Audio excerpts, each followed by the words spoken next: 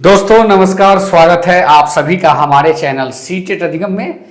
दोस्तों आज की इस वीडियो में हम लोग बात करने वाले हैं शिक्षा मंत्री जी का बयान आया है बीपीएससी टीआरई 4 को लेकर।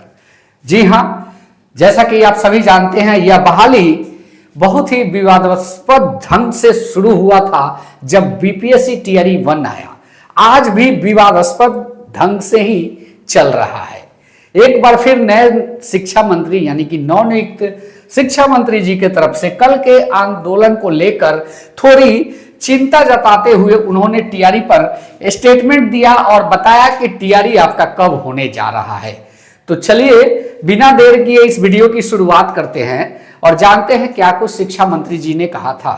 जी हाँ दोस्तों, आपको बताते चले कि वीडियो को लाइक करना ना भूले और चैनल को सब्सक्राइब करना ना भूले। वो इसलिए कि बीपीएससी टीआरई यानी कि शिक्षक भर्ती से संबंधित कोई भी अपडेट हम फैक्ट जानकारी के साथ देने का आपका प्रयास करते हैं। तो चलिए बिना देर किए जानते हैं क्या कुछ आया हुआ है।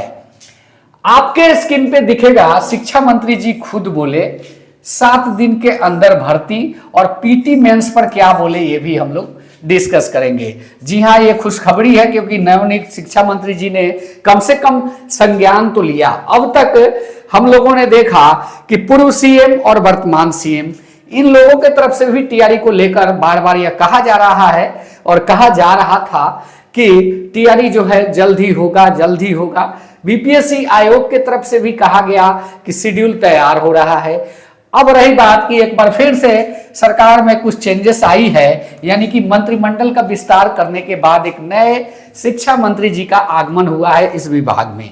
तो कहीं ना कहीं इनके तरफ से भी एक स्टेटमेंट आया है कि ये जो भर्ती है 7 दिनों में होगी। चलिए पहले विस्तृत जानकारी के साथ जानते हैं कि इनके कहे हुए वक्तव्य क्या क्या हैं। तो दोस्तों वीडियो में आगे बढ़ने से पहले चैनल को सब्सक्राइब अवश्य कर ले क्योंकि ये चैनल आपके एक शिक्षक साथी का चैनल है। तो चलिए बात करते हैं इस पॉइंट पे।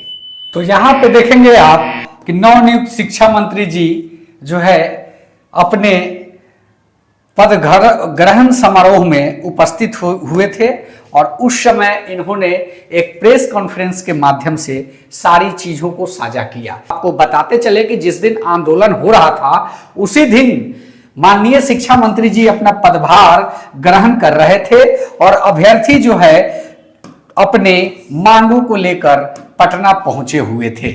इसी बीच मीडिया वाले पहुंचते हैं इनके ऑफिस में और टीआरई को लेकर सारी चीजों की जानकारी देते हुए यह पूछने का प्रयास करते हैं कि आप जो है टीआरई कब दे रहे हैं। इस संबंध में इन्होंने कहा कि टीआरई 4 से संबंधित समस्याएं 7 दिनों में होगी दूर। मिथिलेश कुमार तिवारी ये शिक्षा मंत्री जी के स्टेटमेंट है। इन्होंने कहा कि बिहार के नए शिक्षा मंत्री मिथिलेश तिवारी ने शुक्रवार को विभाग का पदभार ग्रहण कर लिया। पद ग्रहण करने के बाद टीआरई 4 से संबंधित आंदोलन को समाप्त करने का अनुरोध किया। उन्होंने कहा कि टीआरई की प्रक्रिया में जो भी चीजें हैं, कहने का मतलब कि आपको बताते चले कि जो समस्याएं हैं टीआरई 4 के लिए, इस पर उन्होंने अपने सारी जानकारी साझा की और अभ्यर्थियों को यह बताने का प्रयास किया कि आपको जो है रोड पे उतरने की जरूरत नहीं है, आपकी समस्याओं को लेकर हम चिंतित हैं और जल्द ही समाधान किया जाएगा। जी हाँ, यहाँ पे देखेंगे कि उन्होंने टीआरई 4 की प्रक्रिया में जहां समस्या है उसकी पहचान कर समाधान निकाला जाएगा। 1 सप्ताह के भीतर सभी समस्याओं के समाधान की दिशा में ठोस पहल की जाएगी।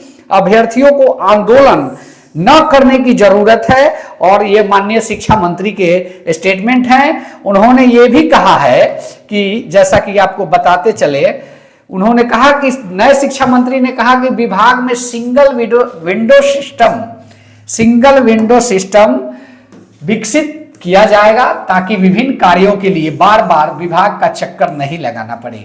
यहाँ पे इनके जो मंशा है वो स्पष्ट है। देखिए आपको बताते चले कि इससे पहले भी जो भी शिक्षा मंत्री आए उन्होंने अपने कार्यभार को ग्रहण करते समय जो वक्तव्य दिया, जो उनका अपना व्यक्तिगत राय था वो सकारात्मक ही था, लेकिन जब ये 70 दिन तक जाते हैं इनके कार्यकाल के, अचानक इनके वक्तव्य, स्टेटमेंट और अपनी कही हुई बातें लगभग दोनों में अंतर हो जाता है। जो 7 दिन पूर्व इन्होंने कहा होता है, कहीं ना कहीं वो चीजें बदल जाती है।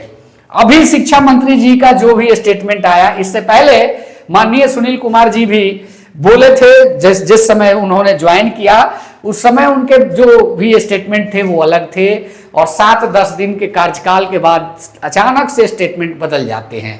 तो अब देखने वाली बात यह होगी कि क्या नवनियुक्त शिक्षा मंत्री जी पिछले दिनों जिस बात को कहे हैं उस पर अर्घ के अपने जो टीआरई 4 की समस्याएं हैं, जिस पर उन्होंने चिंता व्यक्त किया है, क्या उसको दूर कर शीघ्र ही बहाली लाएंगे, ताकि अभ्यर्थियों को सड़क पर उतरकर पुलिसों के लाठी से जो है पीटा जा रहा है, पुलिस द्वारा लाठी से, उनसे वो बच सके।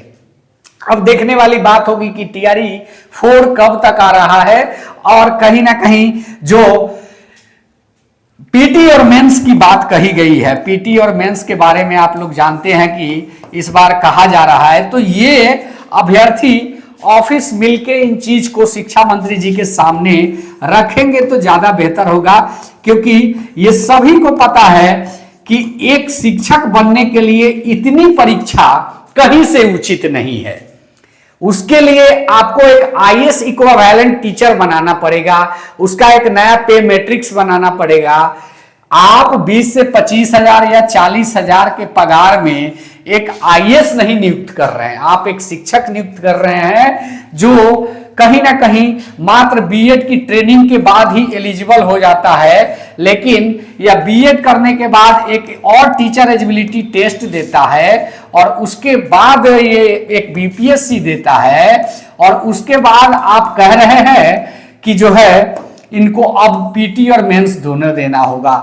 अगर ऐसा ही चलते रहा तो कहीं ना कहीं वो दिन दूर नहीं कि इसमें इंटरव्यू की बातें होने लगेगी। तो ये कहीं से उचित नहीं है। यह शिक्षक अभ्यर्थियों के साथ एक, उनको कहते हैं ना कि इतना परिश्रम करने के बाद, इतना समय देने के बाद कुछ हासिल ना हो तो आत्महत्या करने के सिवा कुछ नहीं दिखता। उसी कगार पे सरकार और विभाग पहुंचाने का कार्य कर रही है।